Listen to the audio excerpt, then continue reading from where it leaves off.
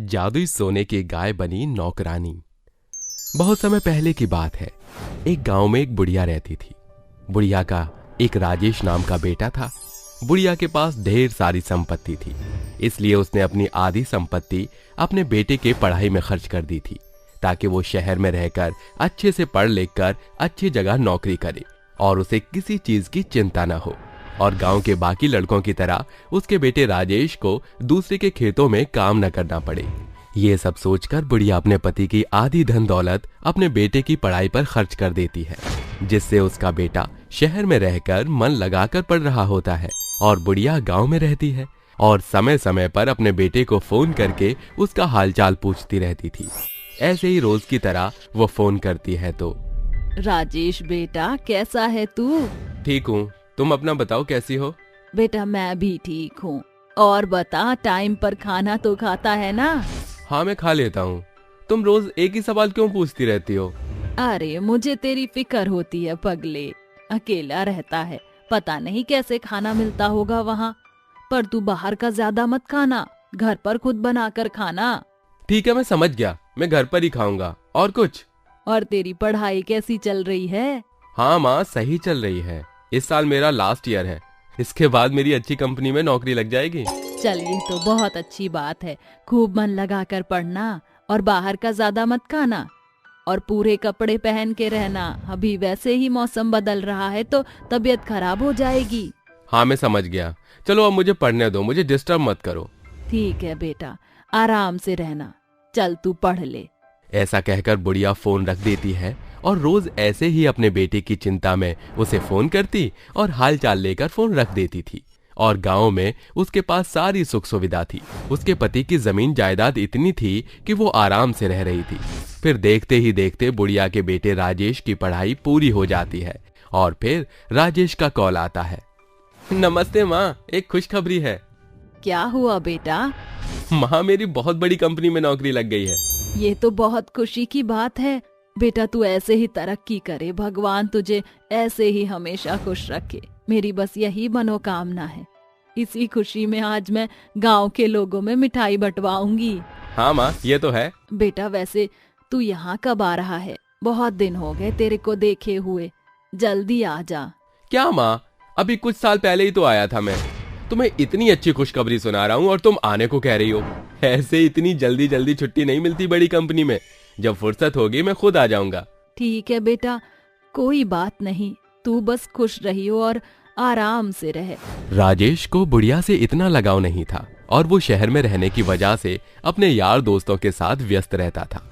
राजेश अच्छी कंपनी में नौकरी करने लगता है और उसे उसी कंपनी की एक लड़की से प्यार हो जाता है और कुछ सालों बाद वो अपनी गर्लफ्रेंड के साथ शादी करके बिना अपनी माँ को बताए गाँव आता है। देखो माँ, मैं आ गया। अरे बेटा तू आ गया। इतने सालों बाद तुझे देखा मैंने। कितना बड़ा हो गया तू तो। और तेरे साथ ही ये लड़की कौन है? ये लड़की आपकी बहू यानी कि मेरी पत्नी है। अच्छा, तूने शादी भी कर ली और मुझे बताया भी नहीं। ये क्या है? क्या माँ, तुम तो आते ही शुरू हो गई। मैं तुम्हारे लिए बहू लेकर आया हूँ और तुम इस तरह से अपनी बहू का स्वागत करोगी? मुझे पता नहीं था।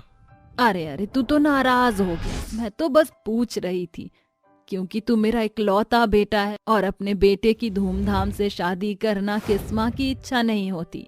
कोई बात नहीं, अब अगर तूने कर ही ली है तो हम इसके साथ ही तेरी धूमधाम से शादी करेंगे। चल अब बहू को लेकर अंदर आ जा। फिर राजेश और उसकी पत्नी सविता दोनों अंदर आ जाते हैं और राजेश की पत्नी आते ही उसे बोलती है, ये तुम्हारी माँ थी राजेश? हाँ सविता, मेरी माँ थी। क्यों, क्या हुआ? मुझे लगा तुम्हारे घर की कोई नौकरानी है। कोई नहीं, मुझे यहाँ बहुत गर्मी लग रही है। तुम प्लीज जल्दी घर चलो। ठीक है तुम चिंता मत करो, मैं कुछ ठंडा मंगवाता हूँ। अब घर में चलते हैं। माँ जरा ठंडा मंगवा देना। ऐसा बोलकर दोनों घर के अंदर चले जाते हैं। बुढ़िया को उसकी बहू सविता का बर्ताव बिल्कुल अच्छा नहीं लगा, लेकिन वो नजरअंदाज कर देती है और जैसा बेटा कहता है वैसे ही अपनी बहू बेटे के लिए ठंडा मंगवा देती है। उसके बाद तीनों रहने लगते हैं। धीरे धीरे सविता का राजेश की माँ के लिए बर्ताव बिगड़ता जाता है और वो उन पर अपना हुक्म चलाने लगती है। माँ मैं आज काम नहीं करूंगी, आप खुद कर लीजिए। मेरी तबीयत खराब लग रही है। पर बेटी मैं तो खुद बीमार रहती हूँ और मैं इतनी बूढ़ी हो गई हूँ कि मैं कोई काम नहीं कर पाती, इसलिए मैंने नौकर रखा था। तुमने उन नौकरों को भी ये बोलकर हटा दिया कि आज से सारा घर का काम तुम करोगी, और अब तुम कुछ दिनों से मुझसे ही सारा घर का काम करवाती हो। रोज तुम्हारी तबीयत ही खराब रहती है। ज्यादा जबान नहीं चल रही तेरी बुढ़िया, चुपचाप काम कर वरना बताऊंगी अभी। सिर्फ बैठे बैठे तेरे को खाना आता है और कुछ नहीं। हाँ, मेरा काम करने का मन नहीं है तो। ये सुनकर बुढ़िया काम करने लग जाती है और जब राजेश बाहर से आता है तो उसे सारी बात बताती है। लेकिन राजेश की पत्नी सविता उसे झूठा साबित करके राजेश से अपनी बात मनवा लेती है और राजेश भी धीरे धीरे सविता जो कहती थी वैसा करने लग जाता है, जिसकी वजह से बुढ़िया को सारा काम करना पड़ता था और फिर भी उसे ढंग से खाने को रोटी नहीं मिलती थी। देखते ही देखते बुढ़िया की हालत बिगड़ने लगती है तो राजेश की पत्नी राजेश को सिखाकर अपनी बात मनवा लेती है और राजेश भी अपनी बीवी के प्यार में अंधा होकर सविता की बात मान लेता है और दोनों मिलकर उस बुढ़िया को घर से निकाल देते हैं। हे भगवान, मैं अब इस उम्र में कहाँ जाऊंगी? मुझे तो कोई काम भी नहीं मिलेगा और ना ही मेरे अंदर इतनी हिम्मत है कि मैं कोई काम कर सकूं। जिस बेटे की पढ़ाई के पीछे मैंने इतने पैसे खर्च किए, उसने आज मेरा ही साथ छोड़ दिया। क्या होगा मेरा? ऐसा कहते हुए वो अपनी एक गाय को लेकर वहां से चली जाती है और गांव के थोड़ी दूरी पर जाकर वो अपनी छोटी सी झोपड़ी बनाती है जिसमें उस गाय के साथ रहने लगती है। बुढ़िया उस गाय की सेवा करती है और गाय जो दूध देती उसे बेचकर जो पैसे मिलते उससे अपना और गाय का गुजारा करती और ऐसे ही अपना जीवन यापन करने लगती है।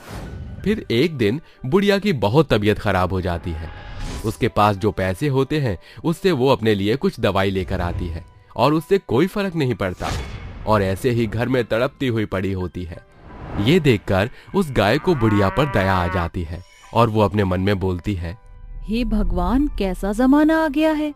बेचारी बुढ़िया को उसके बेटे ने इस तरह से घर से बाहर तड़पते हुए निकाल दिया कि आज उसकी इतनी तबीयत खराब हो गई है और कोई देखने वाला नहीं है। और मैं एक गाय हूँ, मैं उसकी चाह कर भी मदद नहीं कर सकती। मैं क्या करूँ? हे भगवान, मेरी मदद करो। बाहर खड़ी गाय रोते हुए अपने मन में ये सब बोल ही रही होती है कि वहां एक भगवान प्रकट हो जाते हैं और उससे बोलते हैं, हे गाय, तुम इस गरीब बुढ़िया की मदद करना चाहती हो और इसके लिए तुमने मुझे दिल से पुकारा। मैं बहुत प्रसन्न हुआ, इसलिए मैं तुम्हें शक्ति देता हूं कि तुम इसकी मदद कर सको। ऐसा बोलते ही भगवान वहां से गायब हो जाते हैं और वो गाय एक सोने की जादुई गाय में बदल जाती है और नौकरानी का रूप लेकर बुढ़िया के पास जाती है। माँ जी, क्या मैं आपके साथ रह सकती हूँ? मेरा भी आपकी तरह कोई नहीं है। हाँ बेटी, रह लो, लेकिन मेरे पास कुछ भी नहीं है कि मैं तुम्हें रख सकूं। ऐसा कहकर नौकरानी बनी जादुई सोने की गाय बुढ़िया के साथ रहने लगती है और अपने जादू से सोने के सिक्के और पैसे निकालकर बुढ़िया की अच्छे से देखभाल करती है और उसका इलाज कराती है, जिससे वो बिल्कुल स्वस्थ हो जाती है और देखते ही देखते वो बुढ़िया अमीर हो जाती है। जिसके बाद नौकरानी बनी सोने की जादुई गाय अपने असली रूप में आ जाती है। अरे मेरी गाय, तुम सोने की रंग की कैसे हो गई? सोने की जादुई गाय बुढ़िया को सारी बात बताती है। मैं सच में बहुत खुशनसीब हूँ कि मुझे तुम जैसी गाय मिली। मेरे खुद के बेटे ने मेरी कदर नहीं की, लेकिन एक बेजुबान जानवर होने के बावजूद तुमने मेरी इतनी मदद की और मुझे बचाया। शुक्रिया मेरी गाय। फिर सोने की जादुई गाय और बुढ़िया दोनों साथ रहने लगते हैं। गाय उसे मुंह से सोने के सिक्के देती थी, जिसे बेचकर बुढ़िया अपना आराम से गुजारा करने लगती है। ऐसे ही कुछ दिन बीत जाने के बाद उसका बेटा उसके पास माफी मांगने और उसे दोबारा बुलाने आता है, तो बुढ़िया जाने से मना कर देती है और अपनी जादुई सोने की गाय के साथ खुशी खुशी रहने लगती है।